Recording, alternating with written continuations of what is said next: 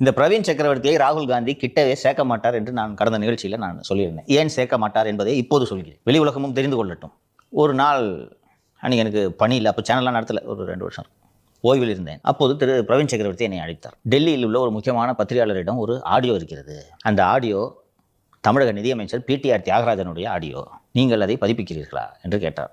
சரி கொடுங்க சார் பார்க்கலாம் என்று கொடுத்தேன். ஒரே இறைச்சலாக இருந்துச்சு. அதில் எனக்கு இது என்னது போட்டால் இது என்ன பேசுகிறாங்கன்னு புரியல, அதில் ஏதோ பிடிஆர் குரல் வருது, அது என்னன்றது எனக்கு டீட்டெயிலாக தெரியல என்று சொல்லிவிட்டு சரி சார் பார்க்குறேன் சார் அப்படின்னு சொல்லிட்டு 10 கேட்டுக்காமல் தூங்கிட்டேன். நான் அன்றைக்கி ஒரு விடுமுறை நாள், ஞாயிற்றுக்கிழமை தான் நினைக்கிறேன், தூங்கிட்டேன். நைட்டு 7 மணிக்கு திருப்பி அழைச்சு நீங்கள் போடுறீங்களா இல்லையா, இல்லை நான் வேறு சேனலுக்கு யாராவது கொடுத்துருவேன் அப்படின்னு ஒரு ஜேர்னலிஸ்டோட கியூரியாசிட்டி, ஐயோ நமக்கு எக்ஸ்க்ளூசிவாக கிடச்சது, நம்ம வந்து இதாக விடணும் அப்படின்னு சொல்லிட்டு நான் எனக்கு தெரிஞ்ச அப்போ யூடியூப் சேனல் வச்சிருந்த நண்பர்கள் டைம்ஸ் இதில் நாய்ஸை குறைச்சி விடுங்கன்னு சொன்னோன்னே அவங்க அப்புறம் நாய்ஸை குறைச்சி விட்டாங்க, எடுத்து போட்டேன் ட்விட்டரில். பத்திக்கிச்சு அதில் தான் சொல்கிறாரு 30,000 கோடி சம்பாதிச்சிருக்காங்கன்ட்டு. அப்புறம் மறுநாளோ அல்லது அதற்கு அடுத்த நாளோ 2வது ஆடியோ அனுப்பினார். இந்த வாட்டி அது நான் போட்ட டைப்பே பற்றிக்கிச்சது, பெருசாக நிறைய பேர் செய்தித்தாளெல்லாம் மீடியா சேனல்ஸ்லாம் பிக்கப் பண்ண ஆரம்பிச்சிட்டாங்க.